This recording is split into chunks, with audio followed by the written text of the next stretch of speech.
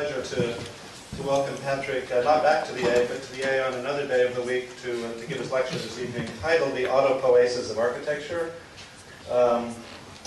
which is a lecture, of course, coinciding with the launch of the left-hand image on the screen right now in this wonderful, and I think quite rare for 2010 book. It is a book comprising 460 pages of words, written by a practicing architect, and I counted them. There are 12 illustrations. So you can think of it as a kind of SML XL in reverse. In an age of image and Photoshop and relentless circulation of imagery, I think this is, by declaration and design, intended to be the latest of Patrick's manifestos, arguing really for architecture in a form that we might not immediately recognize, but he wants us very much to embrace as a part of the world that we live in today. Patrick is, of course, the co-founder and co-director with me of a program here at the A called the AADRL that we dreamt up very much on the fly over the weekend in about 1996 at the invitation of Mohsen Mustafavi, who invited us in to set up a program that would experiment openly with the idea of a collaborative form of not just learning but teaching architecture in an age in which you could say that the patterns of 20th century graduate education especially had settled into a stable form. We were interested in pursuing, let's say, a more experimental or collaborative form of actually teaching and working on projects, something I had the honor and pleasure of working for 8 years with Patrick on in the DRL, and like many people in the DRL, learned a great deal in that experience of working with Patrick. He is, of course, also a longtime partner of Zaha Hadid, and in that capacity is a designer with Zaha of, I think, some of the defining buildings of our time, including, of course, the 2010 Sterling Prize winner, the Maxi Museum in Rome, and to name just one of, I think, an incredible catalog of important projects in our era. Certainly the Fino Center in Germany is just one of many, many projects that Zaha and Patrick have worked on with a huge group of collaborators that will in various ways reflect upon things that Patrick will be talking about in his talk tonight. I first met Patrick about 20 years ago. I realize, in scribbling a few notes here, when he and I worked pretty much day and night in Zaha's office in the early 1990s, at a time in which both he and I quite deliberately were nowhere near schools of architecture. And I think one of the surprises in life is that one finds oneself in places you could never imagine at other moments. But Patrick, when I first met him, and I didn't know him well, one of the first things I had an opportunity to see was his very peculiar reading style, which is, many people here will know this, but which is to open a book and with a small ruler underline parts of the text that seem important. And like many people, I couldn't tell if he was drawing or reading. But what he was really doing was absorbing ideas. And Patrick is an incredible hunter of ideas and believer that those ideas can affect how he thinks and works as a designer. It's something he's done to this day, continues to do, and will always do. And in fact, tonight's book is, you could say, a kind of 15-year reflection on all of those ideas that he's been absorbing and working with over the years as an architect, but also as a reader of architecture.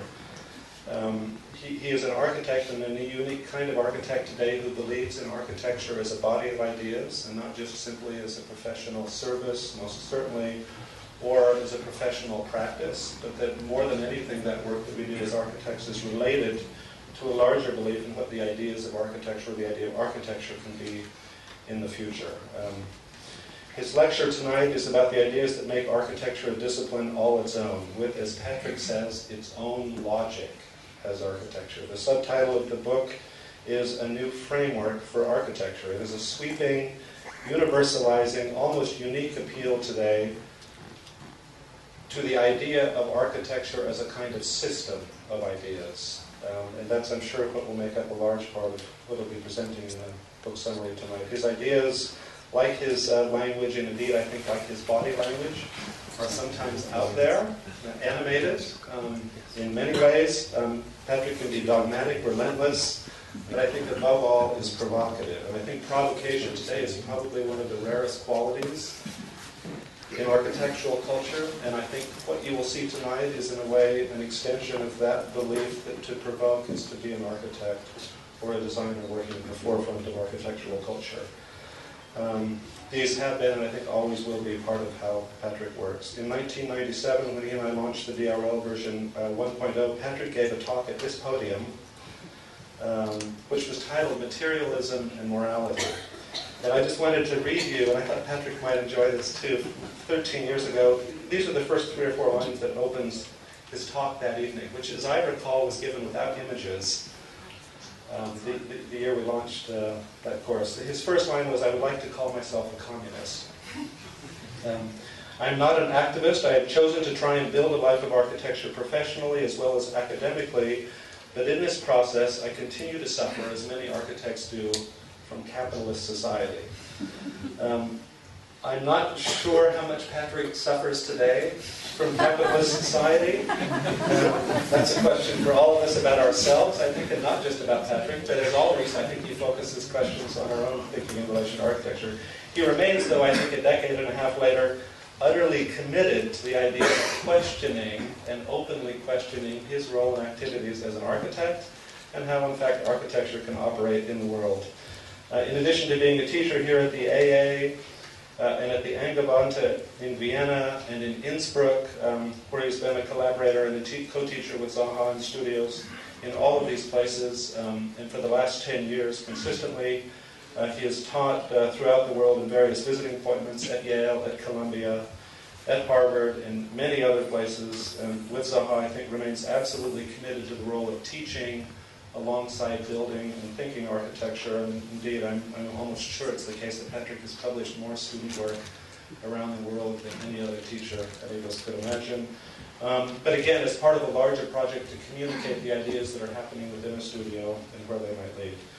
Zifwin, I think, needs further confirmation of his belief in architecture. He's also as well co-curated a number of important exhibitions, not just of his and Zaha's work, but I think importantly on the topic of utopias and the way in which the idea of a utopia can remain in the 21st century. I'm thinking of a show called Late Utopias in Graz in 2002, The Great Utopia, curated in the Guggenheim in the 1990s, the Wish Machine Technological Utopias in Vienna several years ago. Wish Machine. Wish. Washing machine or wish machine. All of which, though, I think by focusing on the idea of a utopia today, and I think in a wonderful kind of reverberation to the beginnings of a previous century, keep alive the idea of how architecture and design can think towards the future. And I think that's as much as anything the larger context that Patrick will present tonight. So please join me in welcoming Patrick Schumacher.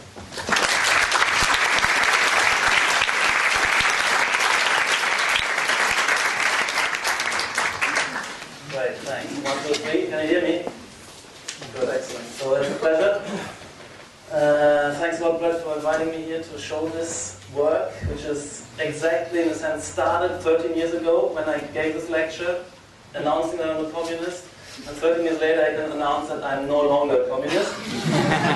But it is interesting, because at the time, I had the previous 10 years, I was thought through my life, the work, everything in the world through the Marxist system. Philosophical system and theory of society, and at that time exactly I discovered a new kind of potential approach, social systems theory, and I've been working and thinking through what I've been doing, trying to make sense of my career, of the discipline's evolution in these new terms, but at the same time I would say these are just contingent theory choices, and they're not kind of fundamental commitments necessarily. There are some fundamental commitments I would come to. But the theoretical edifice is just that, a proposition, a kind of machine to think through things, making itself contingent. So to this extent, I could be still a Marxist, and maybe a kind of social system theorist, but I'm inviting everybody here to think we need to try to make sense comprehensively of what we're doing and where we're going forward. And I also want to say thank you to Zaha, who just reminded me that she invented me about 20 years ago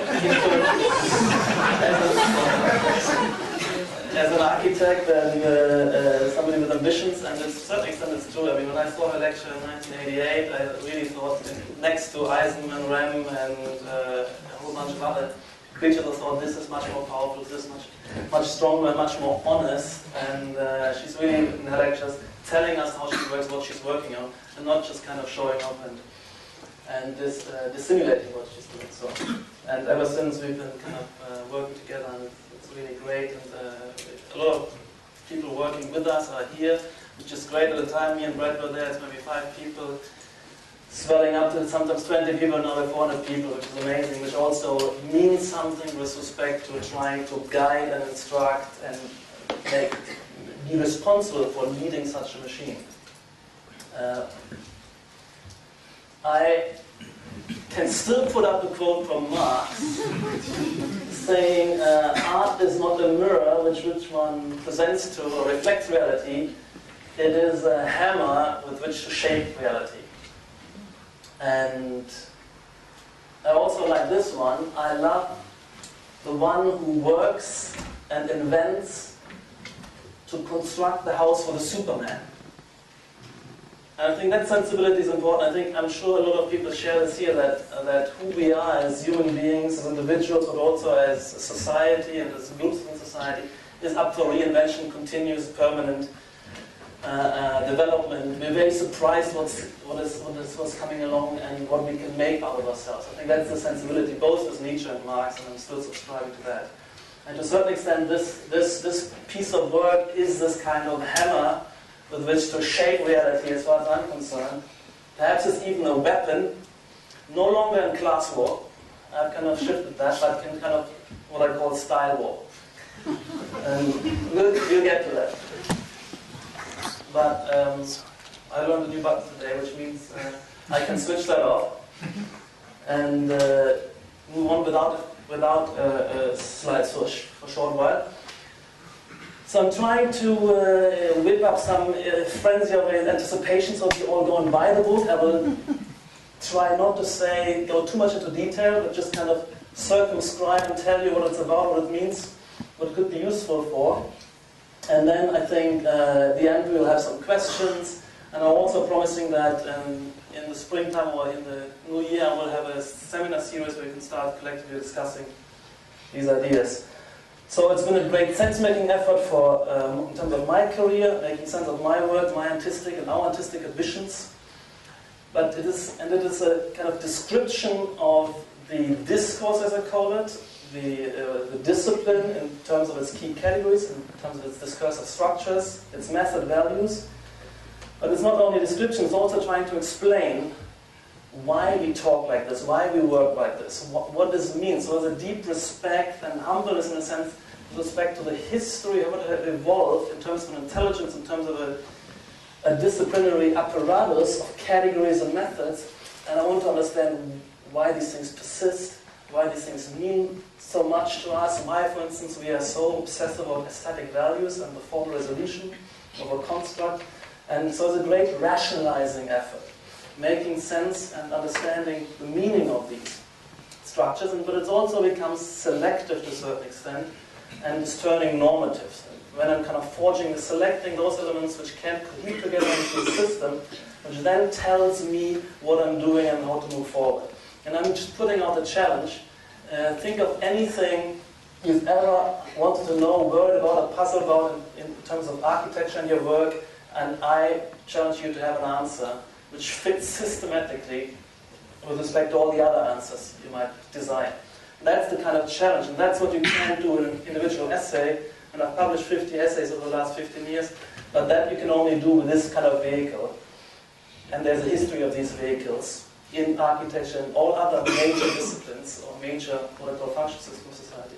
So there is something special about writing a book where these kind of, in the end, going to be like nearly 1,000 pages, integrate with each other, where the concept you define work through its various contexts and interlock into become a steering apparatus of sense-making.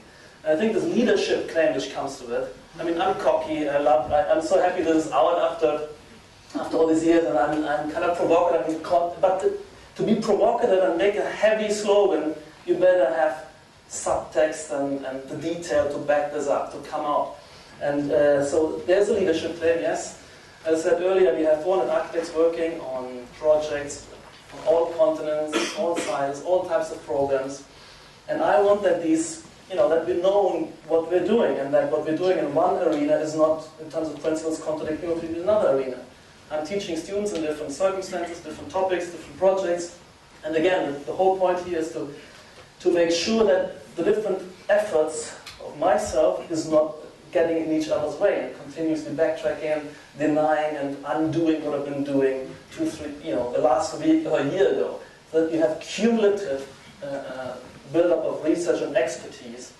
And that's the aim and the need and necessity. And the whole thing, I think, that is also going for the discipline as a whole. Should we, as a kind of discipline, gearing ourselves up for the challenges of our time, have many different efforts crisscrossing and blocking each other, or should we trying to develop a coherent stance? And that brings us to the question of what I call discursive culture, or the kind of ethos by which we organize our debates. So should we, the participants / protagonists of architecture, commit ourselves and submit ourselves to a collective debate arguing about the broad direction in which architecture should progress? Or are we saying anything goes, let every individual architect do as he, she pleases, without demanding a coherent account of the rationality of the practice pursued? I mean, and that's the kind of challenge. And I think that latter is a bit the ethos and attitude we find a lot of times. And my question is here, what is the appropriate level of tolerance here? How much can we challenge people and force them to tell us the meaning, the purpose, the generalizability of what they're doing? And I'm saying, yes, I could be more forward and challenge people.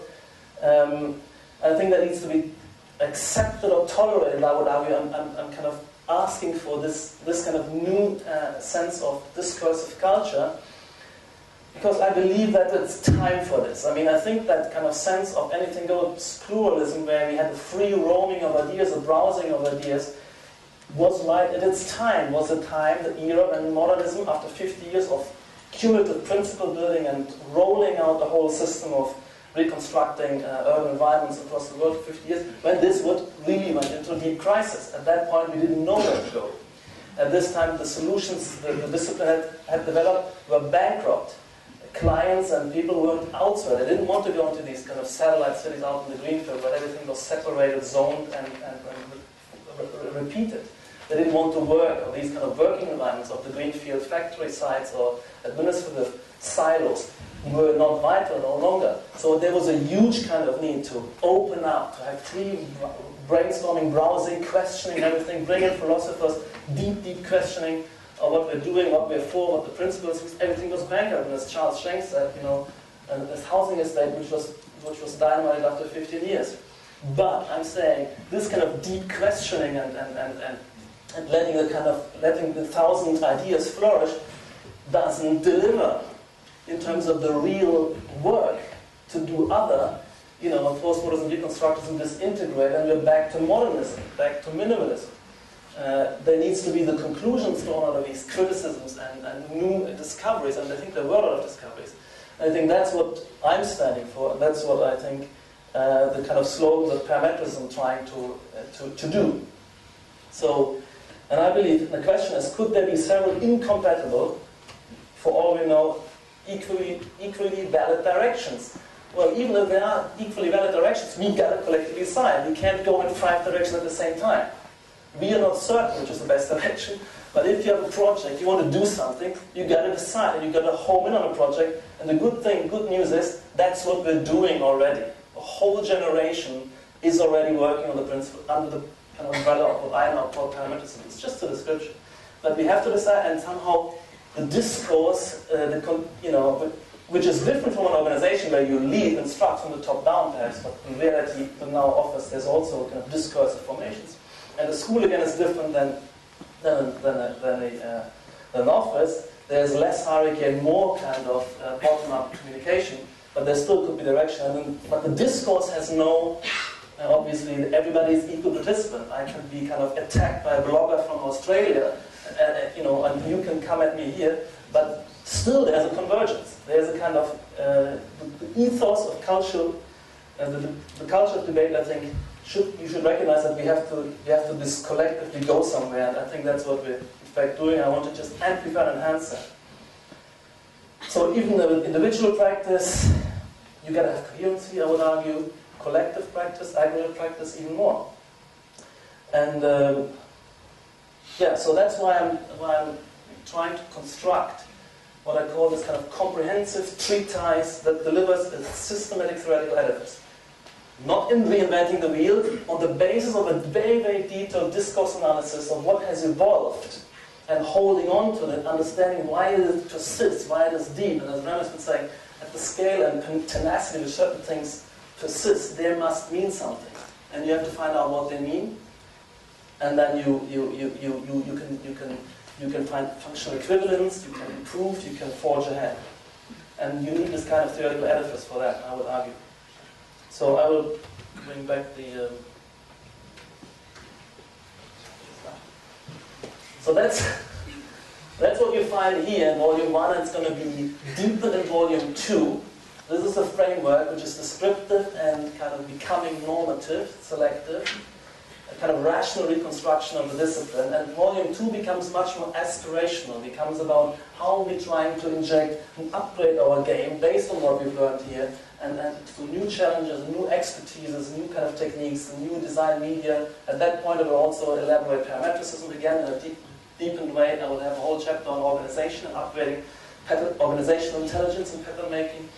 There's a whole discourse on perception and the phenomenological kind of upgrading of a discipline or sensibility. And I'm reintroducing the semiological project, which has been kind of underdeveloped, has been stalled for about 20 years.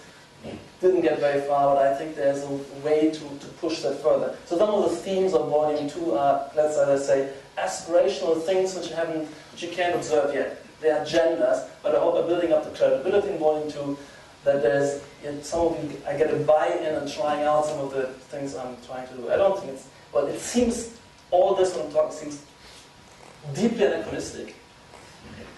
But I think that's an historical illusion, as I said. As history moves through these kind of eras of stable accumulative growth of expertise, and then it goes into moments of crisis where discursive culture changes, but it can't be that forever, because you can't get anything done. You have to find new ideas and then build these new ideas.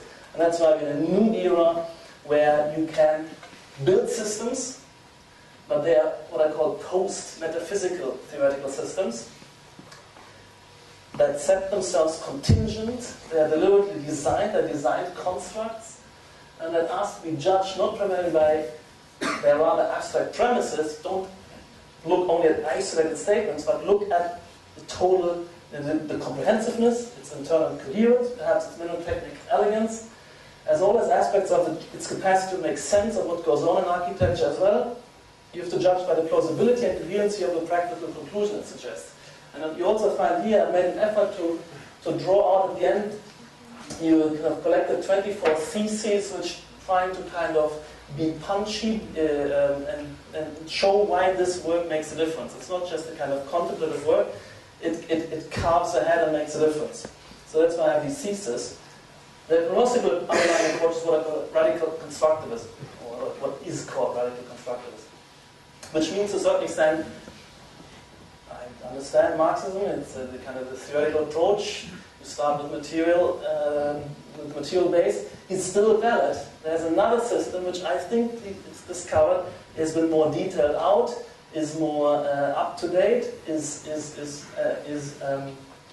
has more complexity and captures more nuances to describe architecture and its destiny in contemporary society. And that's the work of Luhmann's systems theory, and I've been working through that. So there's this kind of sense that these commitments are always temporary, and you really have to look what are these works achieving, what is coming out of the end, how much leadership does it provide, how much consistency does it bring, how much diversity of insight does it kind of contain and sustain and make available. So these are two of the theses. So number one is kind of the fundamental starting point, the premise. The phenomenon of architecture can be most adequately grasped if it is analyzed as autonomous network or autopoietic system of communications. So the series say, look at all things social as communications, including all things in architecture communications. Like the drawings we produce, the discussions we have, even the buildings we put up are communications. Think of them as such. And then we have to have another notion that demands says, as a premise, as a kind of axiom, there's a unity of architecture. there exists a single unified system of communication that calls itself architecture, world architecture, or the Autopoiesis of Architecture. Just as simply saying this, that everybody here, we share a language, we share a sense of what we're doing, we share categories, and I've been traveling around the world giving lectures and collaborating with architects all over the world. You come from everywhere. We quickly have a rapport. We can talk to each other. We have something to share. We know what we're doing, which is quite different from artists, kind of the system, the art system. I think there's a lot of difference. Or we're quite different from engineers, I would argue.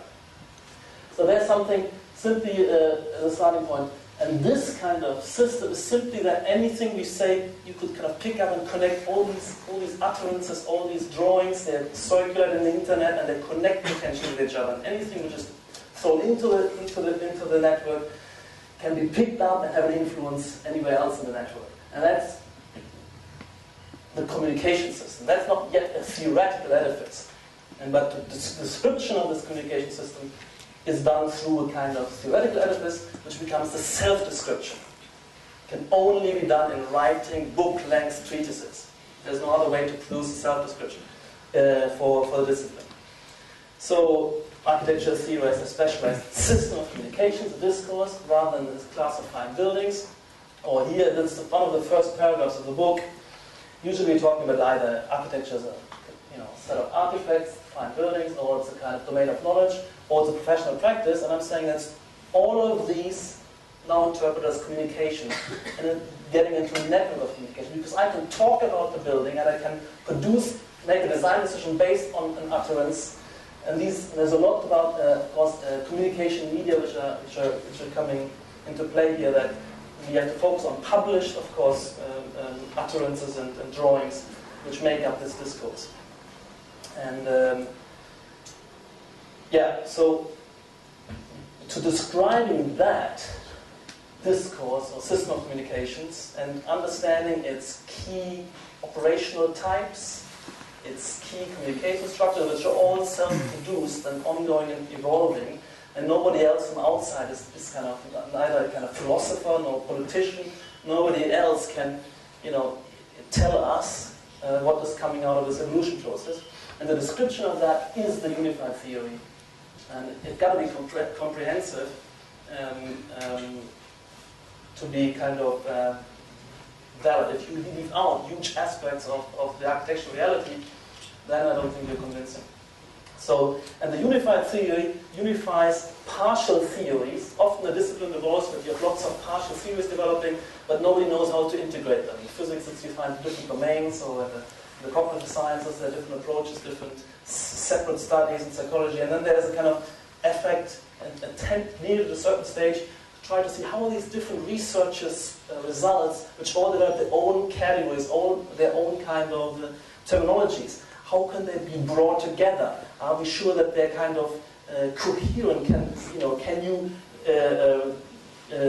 subscribe to all of them at the same time without standing in your own way? That's the kind of question. And this is the kind of theories individuals might invest their careers in. Well, the top one has been kind of a bit bleak. There wasn't much on that. It was a bit heavy one. The demarcation of architecture. Is architecture, and I tell you, when I see it, it's radically severing itself from art, I would argue. These are incremental discourses since the early 20s. And I think the same would say engineering, the whole culture and discourse and vocabulary and agenda and societal function of engineering. So there's a discourse to understand what is the specificity of architecture, where are the boundaries of this discourse, who can participate, and what arguments, what claims are entering and connecting with it. The next thing is, what I find very interesting is the category of the avant-garde, because I believe that the 20th century, we have the avant-garde versus mainstream distinction happening in the early 20s. It disappears a bit, but since the 60s and 70s, it's a permanent feature of our discipline. All of you here, the school is part of the avant-garde, and then there's most things which is rolling out in terms of construction is what I call mainstream. And this kind of articulation of the discipline is a permanent structure, I would argue now. It has a meaning, it has to do with the innovation being pushed and radically pushed forward, while state-of-the-art provision can still go on in the background. There's a whole issue of the design medium. we all know how extremely important and the impact was of the digital design media and how this kind of challenges and brings opportunity. So what is my stance here? I've been in volume 2, I have a design process here because I think there's a need to go into a new era of cumulative research driving this new stuff into the mainstream, that we need to rationalize our processes. There needs to be a new level of intelligence. Aesthetic theory, why we're so obsessed with beauty and aesthetic and formal resolution, which nearly absorbs 80% of our work. And so it goes. What is my attitude to the category of style? Is there something like this? What is its meaning? What is its purpose? Should we reject it? A lot of people reject aesthetic values. A lot of people think that the demarcation is over. We should kind of meld into the kind of general interdisciplinary, intertextual meld stream. So there's lots of opinions here, and I can articulate a kind of sharp opinion on each of these and argue that that's the purpose. That I think all of these partial theories are in a sense addressed, positions are taken up, and they're set coherently in a single system. Now, we're having something to look forward to, which is the debate which Brett was hosting here at the AA, where we're discussing. There's a few months' time to read the book. Or get snippets from it, or read it backwards, or go into the register, find the name and see what I'm talking about here, because I'm theorizing every single important architect who is showing up in the debate is theorized in the book. So that's going to be fun. It's going to be like kind of a talk show where I'm kind of interviewing and they interview me. And there's some of the questions I'm just marking out. First, this all relevant architecture globally. Is globally relevant? Is it really world architecture, which I believe it is? Demarcating architecture, we start discussing about this already. Which are the permanent and which are the variable communication structures of architecture? I'm saying there's some really permanent, maybe, that we share really all the way through since the beginning of architecture, which in my historiography starts with the Renaissance. Everything prior to this is a kind of vernacular and doesn't really belong to architecture.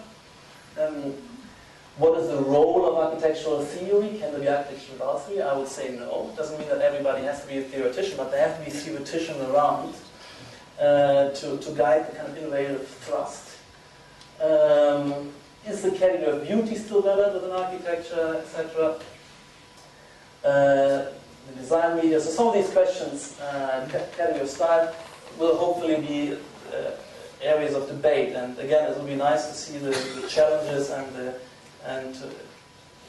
different opinions which are kind of circulating, and how they kind of can be addressed within the theory of architectural course. And the big invitation for anybody here to take up that framework and do the creative theory construction within that, or build another edifice, and we have to maybe wait for another 20 years.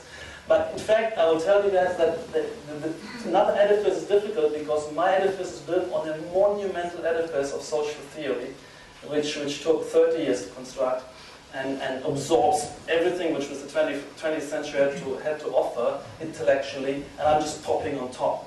So we're going to wait maybe 50 years for an alternative. So, and the last time I've seen a treatise in architecture which has this kind of still ambition was 40 years ago. It was Christian Norbert Schulz's Intentions in Architecture. Didn't make much of an impact. Nobody talks about this, so it was a flop. And then you have to really go back to somebody like Corbusier to say there was a manifesto and the theory of architecture became a collective project which changed the world, the face of the globe in the 20th century. So these are some of the topics, the content list. So I'm starting the first section after the general introduction, which talks about the quest for comprehensiveness, some of the things I've been talking about to you here. The first thing is architecture theory. The importance is not to be underestimated. I'm arguing that architecture starts in the Renaissance because that's when architecture, first of all, architects separate out from the building trades through the drawing, the medium of architecture, perspective is invented, that means there's something you can suddenly afford to speculate, to innovate, to offer something different from just the kind of habitual reiteration of what has always been done, which is the vernacular. And that means you need the medium, the specialized medium, and you need theory. And it all comes up at the same time through Alberti's book, and then the works immediately were theoretical and drawing books. And that's and I think, and we live, these are, there's still our guys. We read and talk and know Alberti, Palladio, Celio, all these guys we're very familiar with. Nobody knows any Gothic architect, if there was ever one. Of course, the Gothic is a kind of difficult, interesting thing. It needs to be more analyzed. I'm sure that the Romantic medieval is just what I call architectural medieval vernacular. And the Gothic is a kind of transitioning into, but then is this kind of Urknall, or the Big Bang of architecture. Okay, that's here. The historical version of architecture is what I'm going through here. Then there's a whole kind of a discussion of a more new phenomenon, a later phenomenon, the avant-garde and mainstream, and within there is also the discussion of then leads into architectural research, and the notion that architectural research takes place in avant-garde firms and certain selected schools of architecture. That's where you kind of, and the kind of research department, which is otherwise not existence, institutionalized. And then section 3 is really the longest and most detailed discourse analysis, which goes through the operation, structures, and process, which constitute architecture in detail. There's lots of points to be made, and then last chapter of those is the whole discourse of the style. Can't go into detail. Then a section on the medium of architecture, its importance, and what it means to have this kind of new lease of life in terms of medium. And something, the experience of any architect today, designing architect, has radically changed. If you were grown up in the mid-20th century, your whole life, your whole career, the tools were nearly trivial. You had them, they were the same you dropped on your desk when you dropped dead, the ones you had picked up 60 years earlier. It was exactly the same tools. A ruler, pen, circle, there was nothing else. Now every year, nearly, you have to upgrade your skill level and intelligence in terms of harnessing new design media. It's a totally different game. So that's a massive impact. And the last kind of chapter I could have started with is trying to define the societal function of architecture. If you don't know what this is all there for, why it has separated out, why it exists as an academically enhanced discipline, as well as a professional practice, what's the rationality of this differentiation and of such a discourse? What is its purpose and role in society? That's the key. I will not go into detail on this. Okay, so now I'm coming into to construct the theory, and particularly to understand the societal function of what it's all for, how it is all making sense. You need a kind of overview about how the human world makes sense. What is happening with all historical processes. Of course, as an architect, you can't produce that, but as an architectural theories, those are the ones, this is a kind of interface mechanism. The theory is to go out and learn the larger world and draw the conclusions back into architecture. So only every, self-respecting theories obviously is reading philosophy, is reading history, is reading sociology, and so on. And as I said earlier, I was on to Marx in a certain way of understanding the world. And this is the guy who I rely on now. And he's been around and has been translated for, I think, 25, 30 years, but most of his works are still untranslated. So there's a kind of, it's like an ice mountain, iceberg, which I think will come to the surface more and more, and I hope my work is helping to untap that. I mean, it's an unbelievably impressive, monumental theoretical achievement, which is the only one which competes with Marx and Marxism built on top, and it's much kind of updated and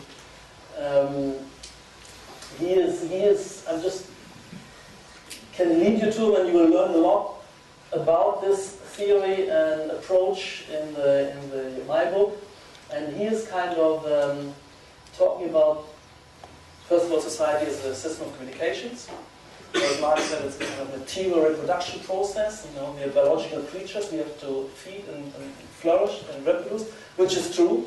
But Luhmann is going on and saying, hang on, yes, that's great, but in contemporary society, all these heavy material things, they are mediated through communications.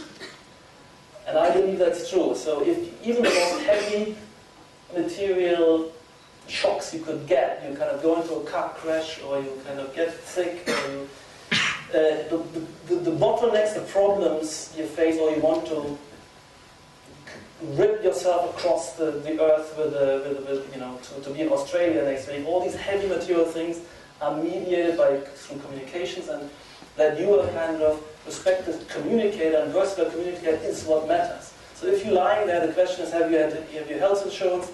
Is there somebody phoning the ambulance? You have to communicate about what's wrong with you. You have to have money to pay, and on the flight it's going to be the queues, the ticket you have to pay for. I think everything is mediated through communication, and in your life all your problems are communication problems. Right? That's the starting point. And that's why you can. That's the real abstraction which is delivered by this society. And that's why in theory you can abstract from the heavy stuff and only look at systems of communication, set of communications, how they kind of. That's just on the side. And he's saying that traditionally societies are kind of structured by segmenting the small flocks, small groups, which are equal next to each other, right? And there's very little complexity, very little size you can build out. At a certain point, there's a kind of center-periphery differentiation. So he's talking about modal differentiation, where you have a kind of city differentiating at a countryside. You have a kind of one of the tribes has become kind of leading tribe. There's a kind of center-periphery, and then the whole kind of era of the great civilizations, all including feudalism, you have societies based on stratification. Everything is based on ranks. And these ranks are minute, the lots of minuta, and everything in life depends on which stratum you operate. That tells you what kind of political power you have, what kind of economic facilities you have, what you can learn, who you can marry to, what is your station in life. You know, everything was always stratification. And the theories at that time, they were always wanted to know the rank of everything. You had the liberal, you had the arts, which is the big question you have to answer, which is the highest ranking of the arts. Architects always said architecture, or was it the painting? So there was this kind of unbelievable kind of, and this goes for thousands of years, delivered all the world's civilization. And then there's something new happening, which is what he calls functional differentiation. And now, for most of our lives, ranks mean nothing. If you were queuing up, at a bus station, you could be the Shah of Persia. You have to stand in the queue, right? And there is everything is based on what he calls function systems, where things are differentiated into arenas which become autonomous. All these here are autonomous discourses, autopoietic systems of communication, which define their own kind of pattern of communication, their own agenda, their own structures, and there's no hierarchy between them. They're operating in a kind of overall discursive co-evolution, whereas before you had the kind of feudal ranking hierarchy, you had the political top was at the same time the legal top, was at the same time the economic top, was at the same time the knowledge top, the church telling you what is up, with education. It was all, stratified into a single tip, and that we had a single description of society. These are all kind of self-defining processes, and they're all global. World science, of course, world art system, worldwide mass media, etc. And education as well. So I'm coming in kind of like color, and you see what I mean? This guy was a genius of but he didn't know about architecture and design. He just didn't come across it, he just wrapped this into here, which is an old story, 19th century kind of, he just didn't pay much attention to that. What he said about art is still very, very interesting. I can recommend it highly, but he had no clue about that. So, which is great, otherwise, So I come in and produce, he's written a kind of book-length treatise on each of these, plus 2 master narratives, one at the front, then he went through all of them, at the back he wrapped it up again. And he never touched that. So basically, I'm doing this for him. And these are some of the things I'm looking at. Basically, the story here is that the history of societal evolution is the history of differentiation of what was undifferentiated, like original communism, like into these segments, into these strata, and then to these function systems. It's basically the story of modernity, ultimately at a certain stage. So you could say here, I have the categories, the social system, which encompasses architecture. Here you find in the end architecture at the bottom. And it's originally suffused into an undifferentiated society. It wasn't architects, it's, the tribal group, they just, they plowed, they shepherded the herds and they created the tents, whatever. It was all part of one thing. And then at a certain stage, you have political and cultic aspects, including architecture. It was very involved with the political cultic aspects, if you like, and separating out against the rest of society. This was kind of, I'm trying to think to which epoch this happens. Then you have, you separate out political power, I would argue, you have religion, knowledge, art, and architecture being one kind of domain. I mean, I think architecture is almost closer into the clerics, and all the architects of the period were part of the clerical. And the political power separating out. Then you have, at a certain stage, in classical antiquity, you start when you have religion separating out, and you have the crafts and arts. And architecture was very much together with painting, sculpture, architecture. Then you separate out the crafts. You have still arts, what later becomes art, science and engineering in the early Renaissance. And you can see that at a time, if you look at the great Renaissance architects, Michelangelo, Bramante, Raphael, and also Baroque, Bernini, they were all painters and sculptors as well as architects, and it was possible. Now this is obviously inconceivable, that you could have a career who is truly a recognized painter and be an architect. You just see these kind of empirical evidences. At the time, Sir Christopher Wren and a lot of others in the 18th century, they were scientists. They were the key scientists, geometers, researchers who were architects. That was wrapped in. All this kind of separate. Now it's also, there's no scientist who is, you can't have a career in these two kind of branches. They are branching out. And I would argue that the last to separate out, I mean, the engineering you have in the 19th century at the polytechnics versus the Beaux-Arts, and they can start to separate. And the last to separate out, I think, in the early 20s with the Bauhaus. You can see how Gropius is trying to bring in art and architecture, and how it is kind of falling apart and pulls apart in the Russian productivism, and when Hannes Meyer takes over the Bauhaus. And I think we've never reconnected. I think this is incommensurable. I've never sit on a jury with artists, but I've heard people. It's a totally different discourse. It's just like split in the head. Yeah. So this is the kind of the story I'm telling in the book. Another thing I want to mention, I'm running over your time now, that I'm not only describing all this, but I'm trying to explain its rationality, its productivity, why it makes sense, why these separations, why they take hold, get traction, and deepen. So that means I'm interested in functional rather than causal explanation. And that's something which both Marx and Luhmann share. This kind of turn of explaining functionally. That means you're looking at the persistence of communication structures, not when they first occur and disappear, but when they get hold and proliferate things like aesthetic values, design, media, styles, etc., you look at their function or their accomplishments, rather than explaining their existence by origin, influences, earlier forms, and so on. And that's what to watch out. That's the kind of, let's say, the heuristics of the historiography.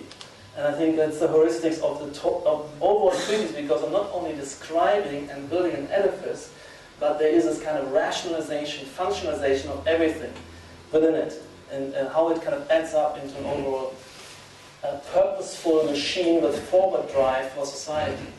Now, what is great about this work, what Luhmann does, when he's describing the political system, the economic system, the legal system, the education system, system of the mass media, he is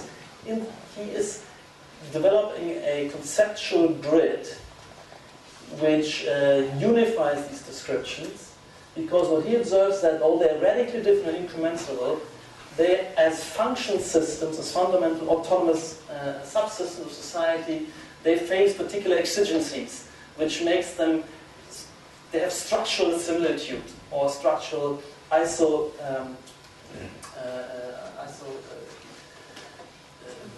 connections. And that is very, very powerful, I think, because they all have to somehow manage their boundary. They all have to kind of continuously understand whether communication belongs into their discourse or should be rejected as irrelevant.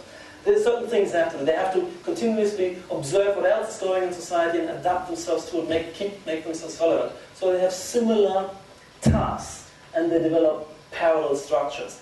And using that was the grid which I applied to architecture, and analyze architecture in these categories. And so you can ask these questions. You can ask, what is a specific, he's saying each of these subsystems has a particular type of elementary communication.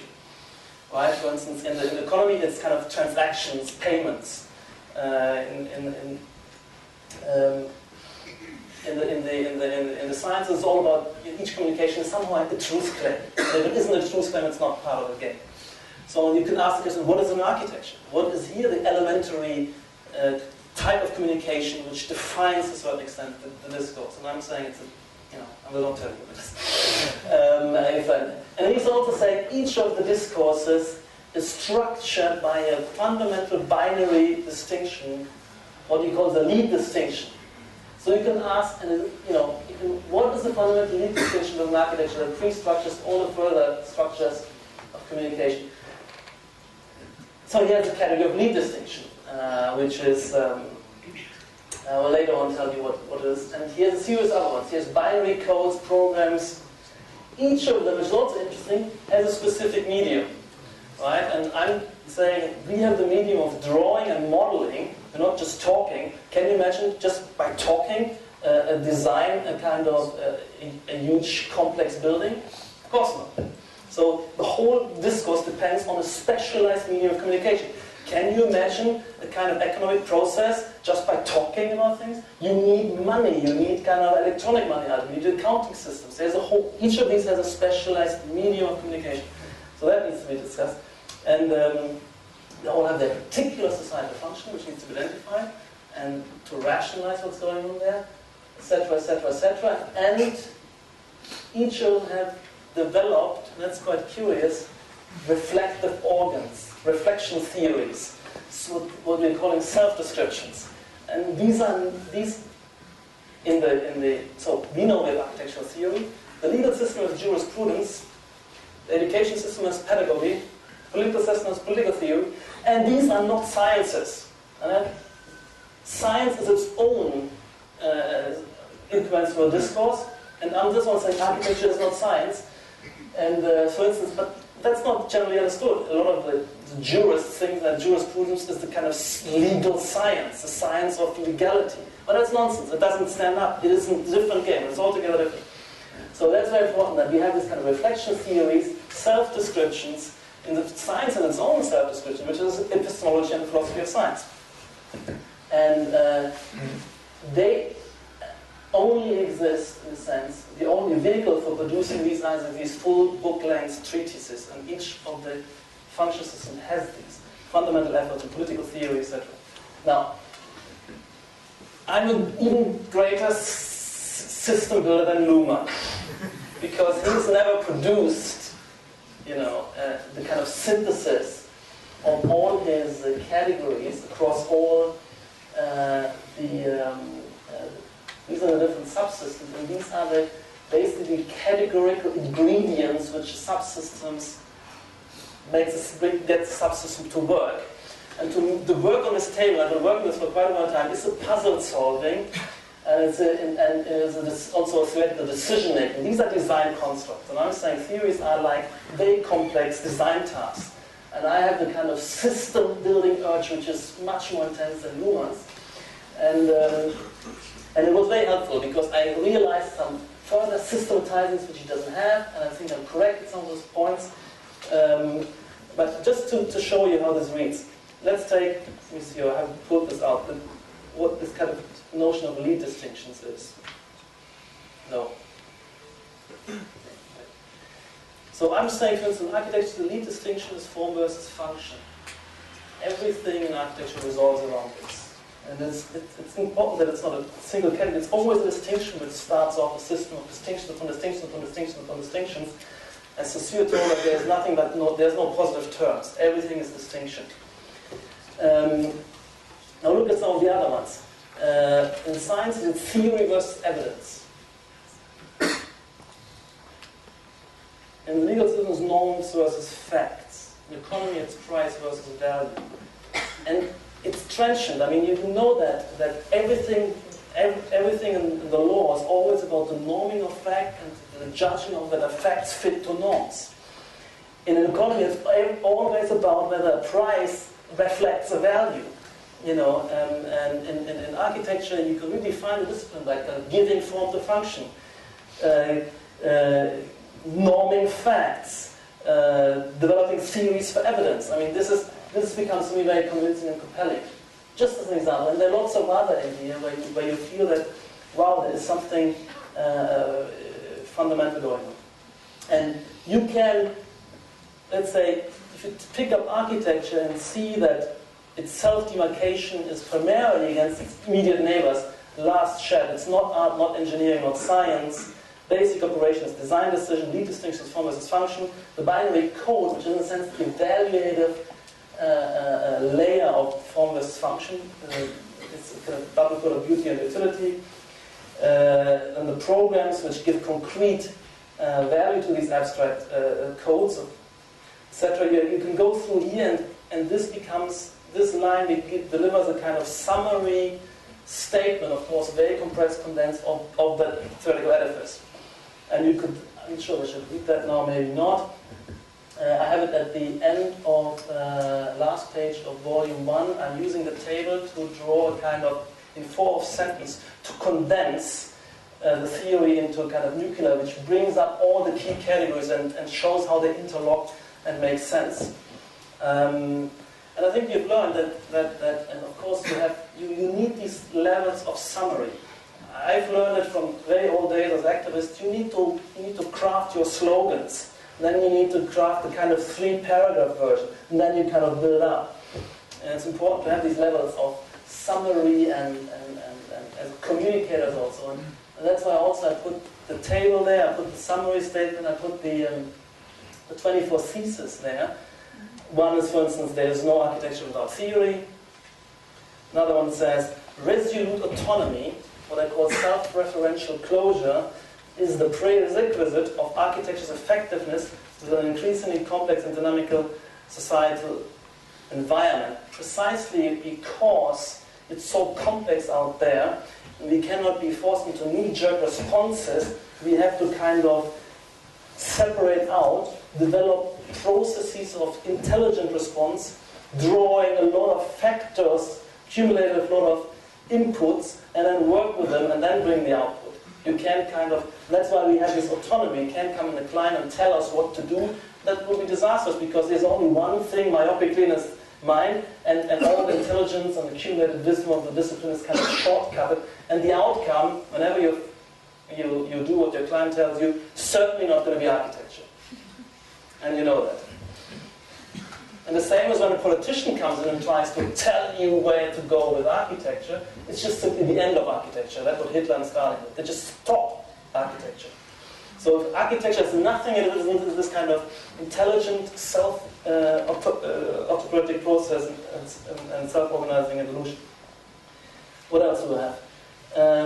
Only by differentiating the avant-garde as specific subsystems can modern architecture actively participate in the evolution of society. I think we need the avant-garde because the challenges are developing so fast that you can't at the same time. You need this kind of separated structure of research and brainstorming, and while delivery has to go on at the same time.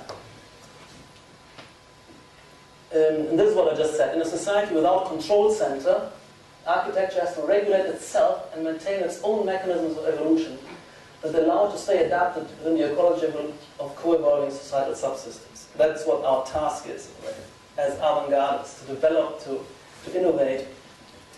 And that there can be no external determination imposed upon architecture, neither by political bodies nor by paying clients, except in the negative trivial sense of disruption. Yes, they can stop you, withdraw their funds or put you in prison, but they can't produce architecture.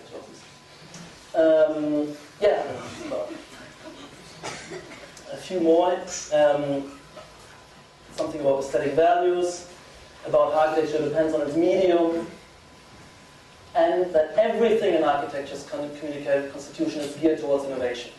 Because that's when it starts. When evolution accelerates, then you need for an academically, theoretically geared up, theory led up discipline which has media of speculation with forward capacity. So everything I'm going through, everything I've described before, I'm teasing out, yes, the raison d'être is gearing up for innovation. Okay, wait, I want to do something else. Okay, just quite interesting. So architecture depends on its medium, drawing, digital model. In the same way, the economy depends on money and politics depends on power. It sustains a new plane of communication. And power here means kind of institutionalized administrative power with its own mechanisms, it's its own kind of communication system, control mechanisms, etc. So it sustains a new plane of communication which didn't exist before money. Certain things were not possible. Before drawing, certain things were not possible. Before kind of administrative power, certain things were not possible. That depends upon, but each of these depends upon the credibility of the medium, and it remains inherently vulnerable to inflationary tendencies. So the comparison goes quite deep. Inflation in the economy, everybody knows. Power could also be inflated if you don't can back it up with sanction, and you keep threatening everybody and never do anything, you're going to evaporate.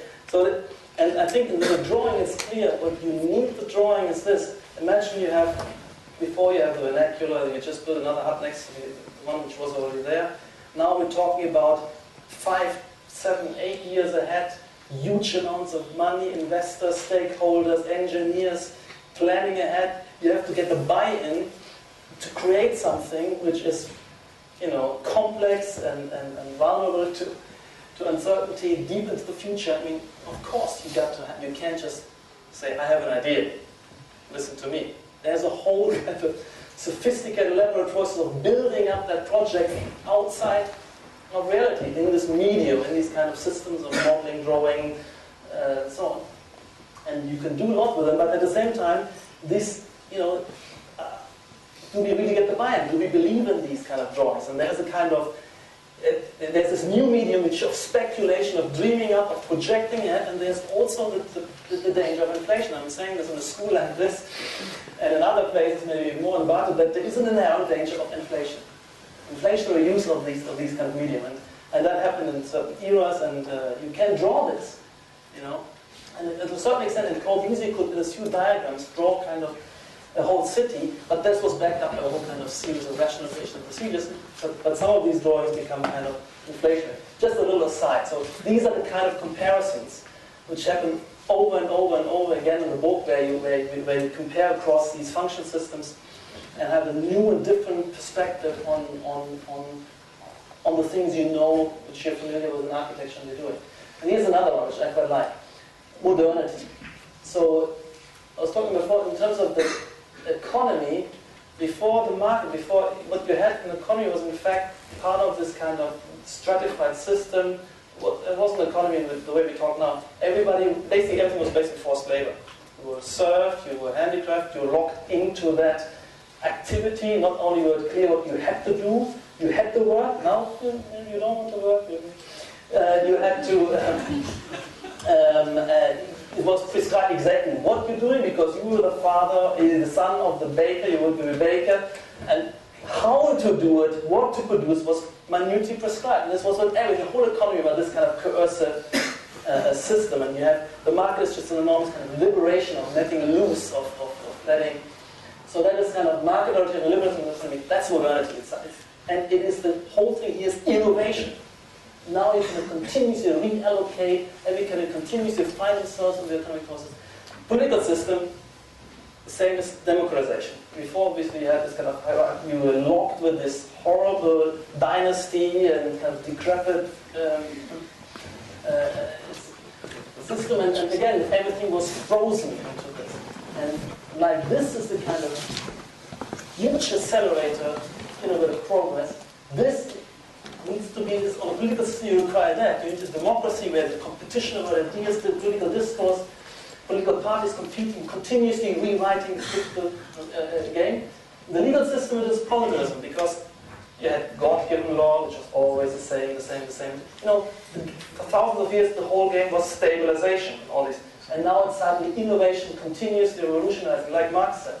And so we had God-given law, we had the natural law of nature. Now we're positive. That means simply you can rewrite and reinvent and construct and design the laws as you go along. And there are thousands of laws, all of them are rewritten and invented. It's a totally different system.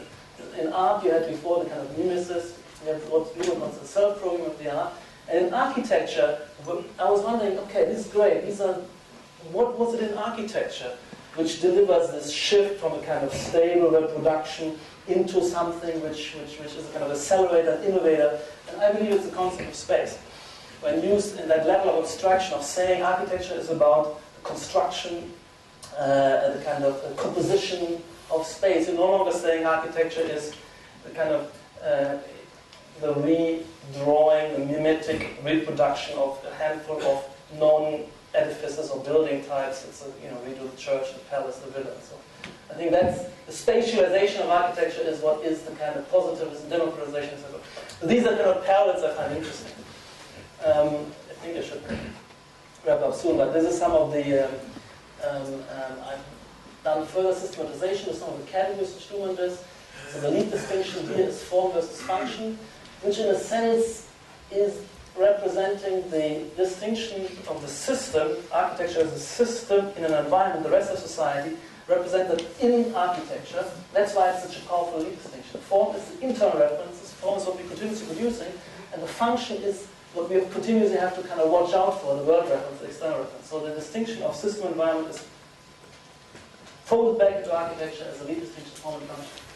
And this again I've gone through it before, all these different subsystems, the way they are organized, their reflection of self-difference versus other differences. And then these kind of, this lead distinction in terms of evaluative principles becomes this, what I call the code or double code of utility and beauty. So everything, I think, which we do, we need to expose ourselves to a criticism. Is it functionally useful, or is it still kind of dysfunctional useful? And we have to kind of face up to the code of beauty. We have to always be open to criticism from the formal side. It's not formally resolved yet. You have to go back to it, and so I think that defines, in a sense, the discipline. And I'm going to show you this in a. So the observance of these codes, that I'm always ready to you always have to submit to functional criticism, I always have to submit to formal criticism, and I'm oscillating between the two, and there's a whole discourse about why this is useful and necessary. But that is, in a sense, makes the system unmistakably identifiable to ourselves. That means the refusal to address or answer both codes spells irrelevancy and exclusion from the discourse, I would argue.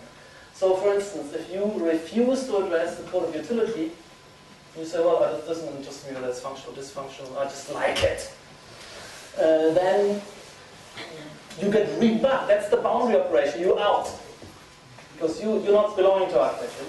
You're an artist, you're relevant. You're not playing the game. You're playing another game. And but also equally, the refusal address to answer the code of beauty, you say, I don't care what this looks like. It works. You out too. You kind of cut out because there's something missing. You're an engineer. This is just a description, but I also have a rationalization of this. And so the double code constitutes, it's an invariant current communication structure. This was always like this. Alberti is talking about this already. And every single third description of architecture is confirming and bringing out these codes as necessary. It's extremely abstract. And even the kind of classicists which are coming out of Woodward recently and got some attention, I mean, that's absurd. So there's something about aesthetic sensibilities we need to continuously update and relearn, and the theoretical reflection of this is a kind of stylistic program which I call a style. Design programs, raison d'être is innovation, and the avant-garde style are design research programs. And you kind of feel it, you know it, when you see it, you want it, but also there's always some people who kind of bring that out through theoretical manifestos, articles, and you might initiate a new style, but mostly you will kind of formalize an already emerging style. That's what I'm trying to do with directism. And I have a whole kind of theory of styles, starting to do, because styles, often you talk about the Egyptian style, you're talking about the kind of Babylonian style. That's not style, that is kind of an ascription of a historian backwards to an era where something which that's why I call these kind of passive styles, maybe everything be earlier than the Gothic, even the Gothic is faster. The active style is this where you suddenly talk about beauty, you talk critically about functionality and how to improve it, you develop this program actively. Right? And then I think, but at this stage you don't have a category of style yet. You only know that you're kind of innovating, that you've developed a program of beauty and functionality. And in neoclassicism you start, and in the 19th century you have the first time you have the concept of style as a historical category describing all the epochs and immediately raising the questions, in which style should we build? Once this category is formed, and that's the kind of and that happened in German discourse in the 1830s, 1840s. That was the big question, which then Semper homed in. And that's the kind of prehistory of the Big Bang of modernism also. So these are called, ever since the 19th century, we've moved to active reflective styles. Where we reflect, we not only have a program, we locate this program historically, we questioning its pertinence, its importance, its necessity. And these discourses happen. There's people like Semper, then Wagner, Corbusier, Gropius. It's all about the historical pertinence of the style. And the question was raised once the category of style was operated. And then you have another distinction I'm making between epochal styles, which are the ones which are really going for half a century or longer, extremely powerful. And then you have the moments of crisis and transition. Then you have transitional, then you have subsidiary styles within that. In the big category, you have a series of sub-styles. In modernism, you have, the white modernism, organism, Sharon style, Razzi, Italian, and brutalism, metabolism. They're all modernism. I mean, I will give you the definition of the book. They're all under one set of principles, subsidiary styles. And then you have these, which are very interesting. Very, very short-lived kind of spurts of in moments of crisis, like after one expressionism between sources of modernism, these quickly disappeared, and then it was 50 years. And I think these two are just like these transitional styles, and here the big epochal style.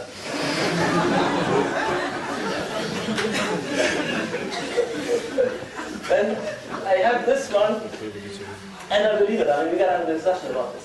So, but I have this table as well. There's before we even get to architecture, we have these transitions on building, medieval. This is feudalism. The Gothic is transition also between feudalism and early capitalism, the rising cities. So it's also important to have this alignment explicit. What are these? There must be a reason, and I have a lecture flashing all these images. there's in a sense some kind of synchrony. Architecture is not autonomous in the sense that it is totally its own dynamic internally, kind of internal ranking mechanism. It is tied because it has to adapt. It runs into crisis and has to reinvent itself. There's an inertia. You want to stay on the same style. But then I think you're forced to rethink. So there must be this kind of mapping possible. Renaissance, early capitalism, city-states. Baroque, mercantilism, absolutism.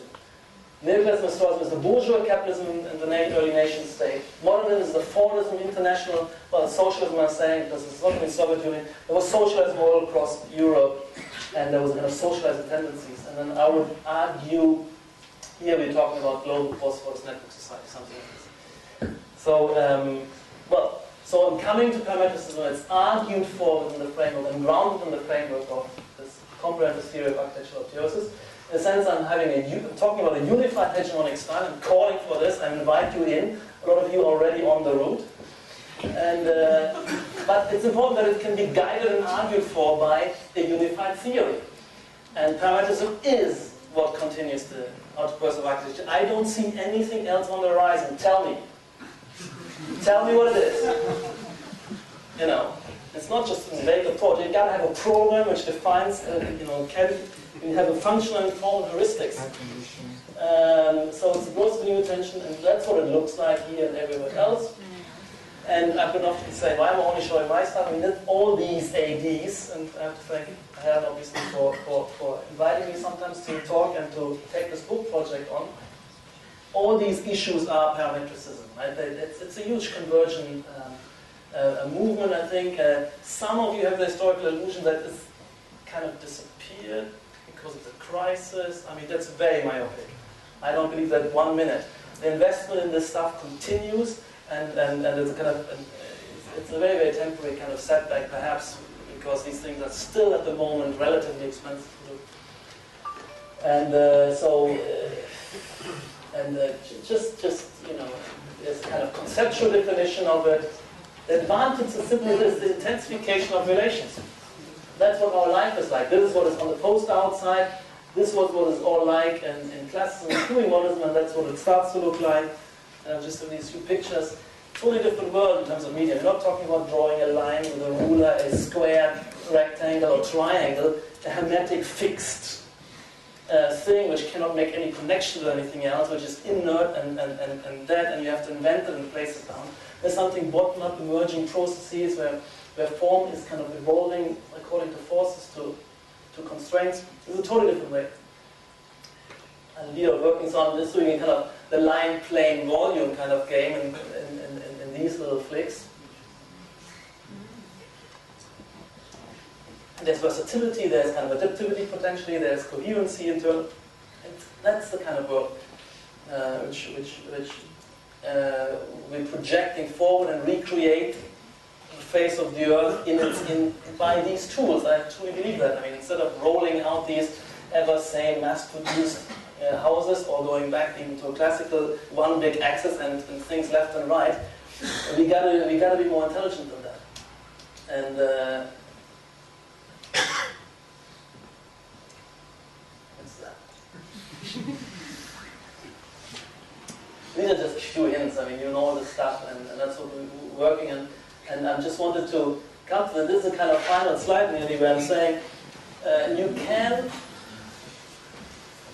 give an operational definition of it. And I would believe that any designer, contemporary designer in our office or in similar sensibilities would subscribe to every single of these categories. And when I initially started, we have the neat distinction of form and function, which organizes this. I was introducing the formal heuristic. That's in our phase when we first developed these forms. But I truly believe that we need to talk also about the implied heuristic, functional heuristics. And I think that a style is not only a formal repertoire, and it is a way of understanding and handling function and processes which we're kind of accommodating. So we're avoiding rigid functional stereotypes, we're avoiding executive functional zoning, that's clear, that's one. And all functions are parametric activity event scenarios, potentially, that's what we have to think about. You're just given a kind of label and you say, and have a stereotype attached to it, we kind of decompose and reconfigure these through parametrics. And all activities and events communicate with each other potentially. That's the power of this. In an institution today, you got to know what everything else is doing, how everything interlaces, interconnects, and the functional, the formal equivalents of these are listed here. I mean, I've shown them to you too many times to go through them. So I want to wrap this up, ask for questions, and it is always interesting. I'm in my little cabin and beavering away at this stuff and believe that I have an answer to every single question. The first time I give a lecture, I'm thrown out of jolt, but I'm catching myself often. So this was the question which I got at the end of Columbia University. I will give you an answer another time. Thanks.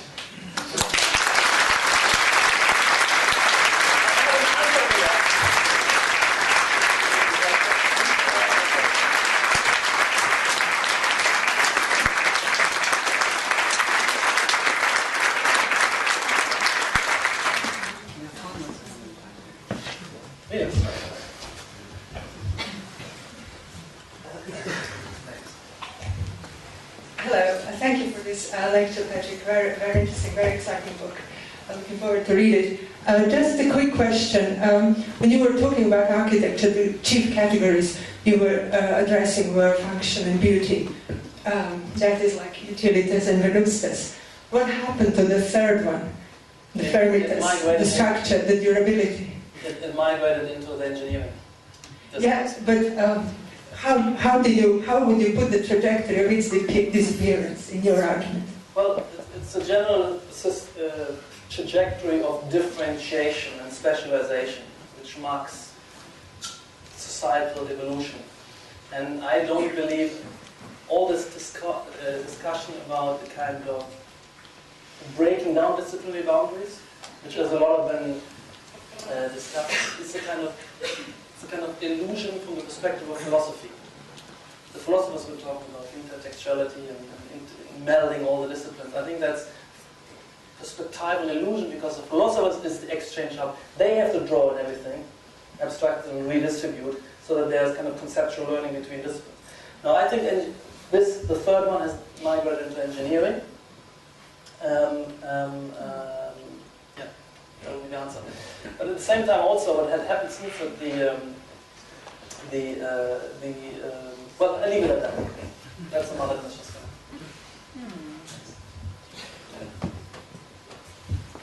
Other questions? Yeah, Ross. Yeah, thanks for that, Patrick. You're going to ruin my Christmas, I think. Yeah. No, just as an industrial designer that's sort of fighting with the sort of boundaries of all acceptance and everything. No, there's a lot in there, from the functional side versus the sort of abstract side. Does it speak to you?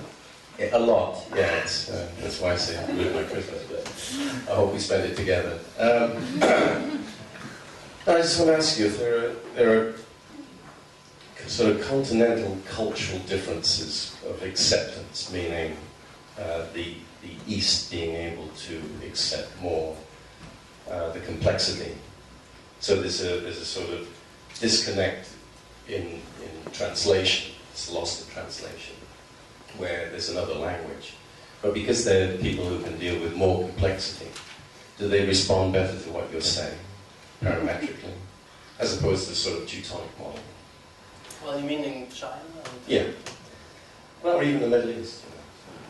Well, I think China is the most exciting arena at the moment, because they are so hungry to participate and develop and invent themselves and reinvent themselves. They have a huge accelerating societal process. It's the most fascinating and sophisticated society on that, exciting. Europe is a bit kind of settled, too settled. You know what you're doing. It's kind of every 25 years a new tower is built or something. And there it's just continuous fermentation, and therefore they're very hungry. They know what's going on all over the world. They have absorbed a lot of what we're doing. They want this stuff, develop this stuff. Do they embrace And that makes sense, because they're a society at an accelerated, innovative. Is that sort of showmanship, the need to leapfrog the West in that way? No, they're just mean, the whole society is electrified by continuous innovation, progress. American dream is alive there. I'm not sure if it's alive in America to a certain extent. Every gathering, you have people plotting what they do, how to Is it because they're not held back by taste as such? I mean, that's a respectful way. I think they're just much more experimental. Yeah. Because everything has changed only 5 times in their life, if you like.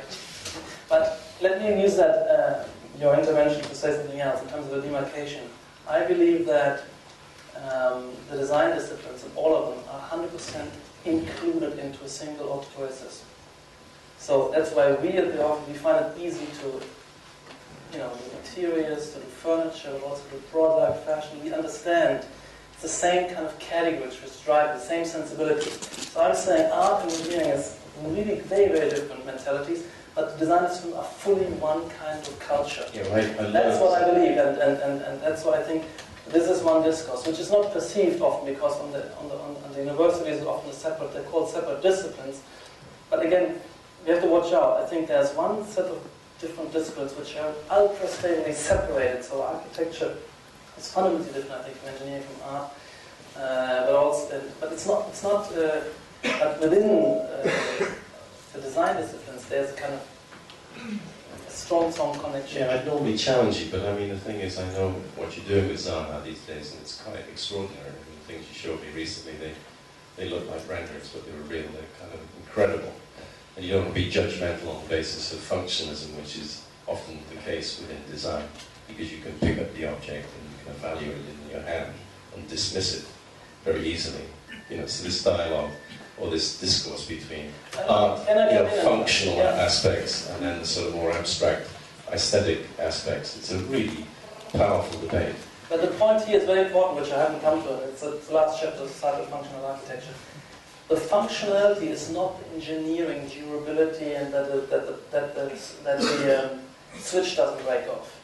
It's functionality in a social sense as a medium of communication. So for me, the societal function of architecture and all design disciplines, so this one here, and the mobile phone, as well as the car and the buildings and the environments, they're kind of what I call framing social interactions. Yeah, well, for me, design, it's how you... It's interface. They're interfaces through which we gather, through which we interface, through which we organize our productive lives as systems of communications. And that's, again, the communication category is what drives this, and that's why architecture, I would distinguish between substantial functions, which is about structuring social communication, and subsidiary, maybe technical kind of functionalities, which I need expertise to come in and integrate, and only interested, for instance, structure and environmental parameters we draw in now, to the extent that they kind of shape the environment as a more kind of elegant and rich and complex medium of communication. That's where, and we share this. This communicates all the objects.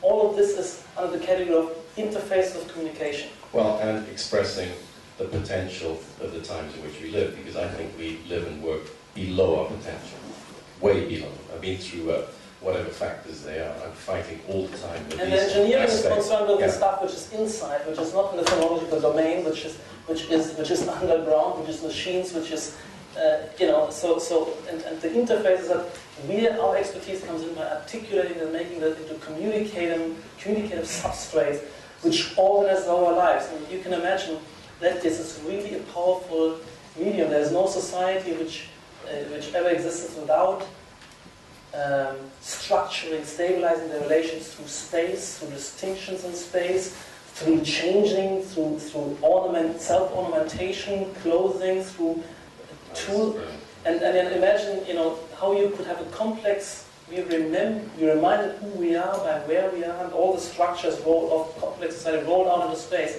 If we all would gather, 10 million people of London, on a huge undifferentiated tarmac surface, everybody would be lost and wouldn't know who they were, what to talk to, what's going on. So there's a kind of organization, structuration. But so that's where I think, on the level of the deep societal function of architecture and design, there's a unity of purpose, a unity of gender, and that's why you have a unity of categories categorical communication structures in the discourse. So that's why we understand each other, and that's why we're just quite different from an engineering perspective.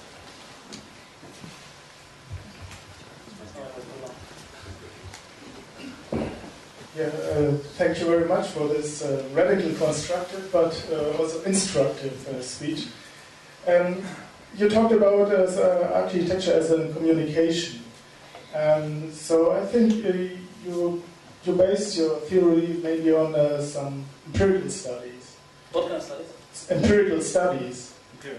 So it would be very, I think it would be very lucid to get an idea. What does it mean to analyze architecture, especially a work, architectural work, in the sense of communication analyzing, or what was it, discourse analyzing? Thank you. Well, okay, there are two things. First of all, what this book is doing is analyzing our communications, how we talk to each other, how we sit around a design, how we progress the design, what we draw, what we say, what we model, what we build, how we go together the building as an expert discourse.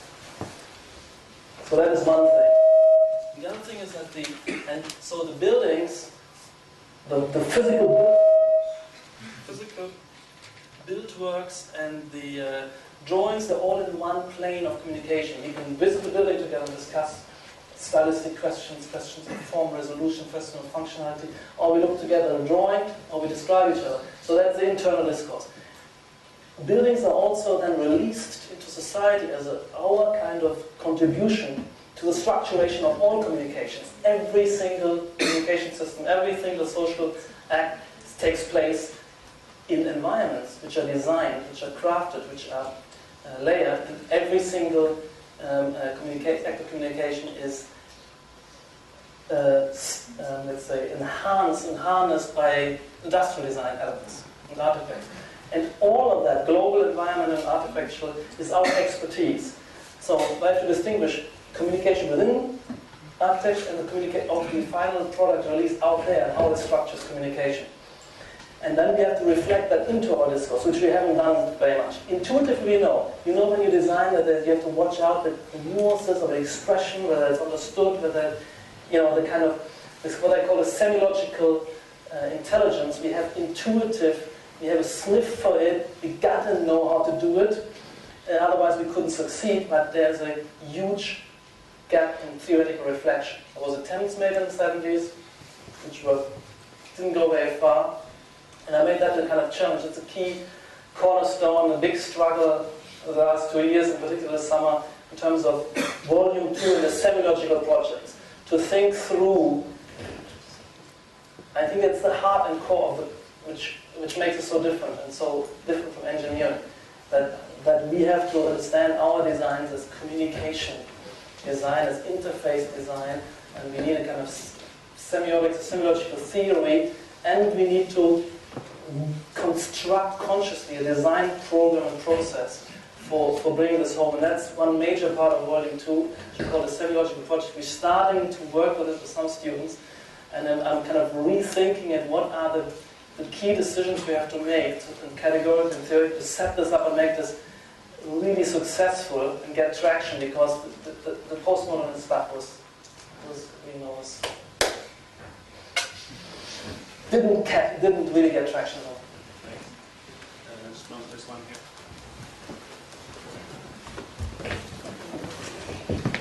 Thank you very much for building this theoretical framework. You've been speaking a lot about connectivity, and I wonder if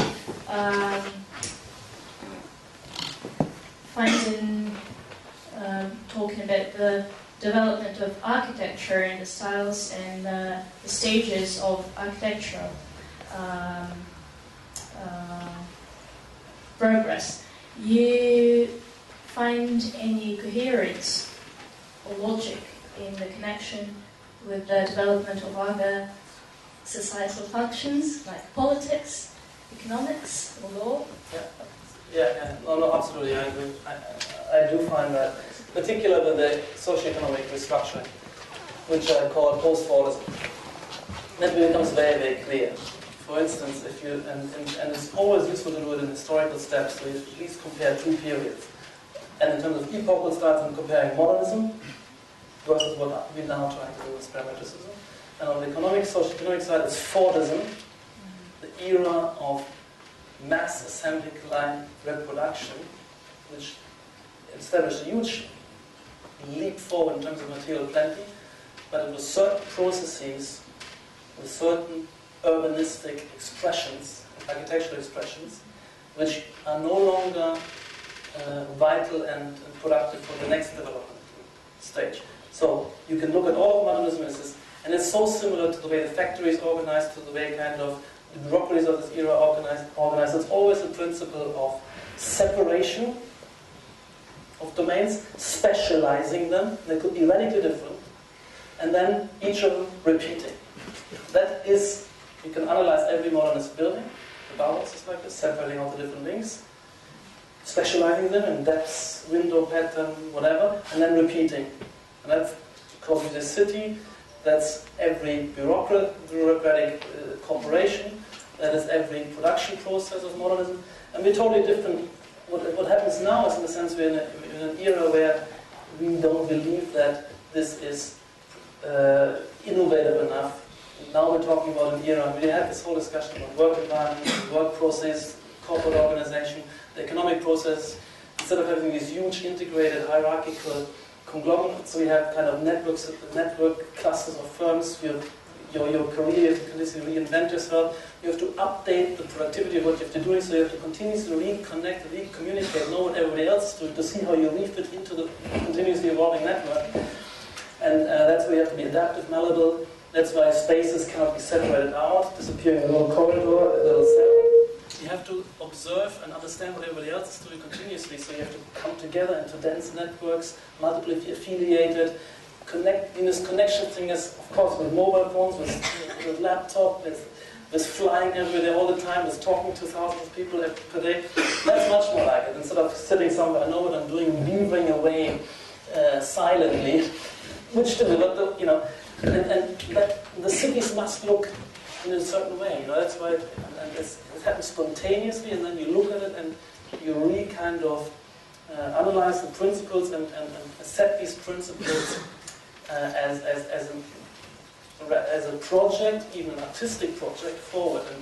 And for me, the big question is this huge build-up of spatial complexity, and keep it legible, keep it help perceptually retrievable is very important. Not kind of disintegrate into visual chaos. That's where I think the aesthetic values come in, because we are not only having to operate in these very, very complex environments, we need to continuously find ourselves and navigate through them.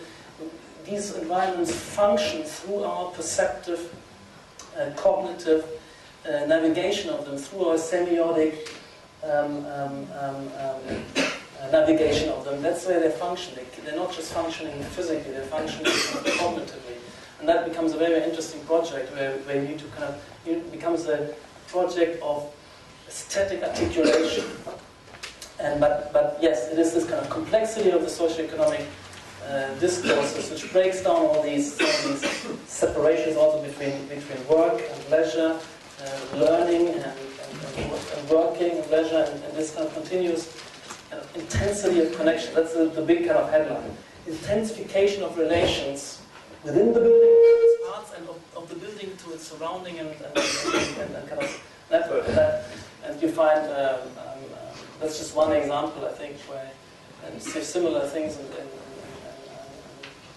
other subsystems like the political processes and the process of science and so on.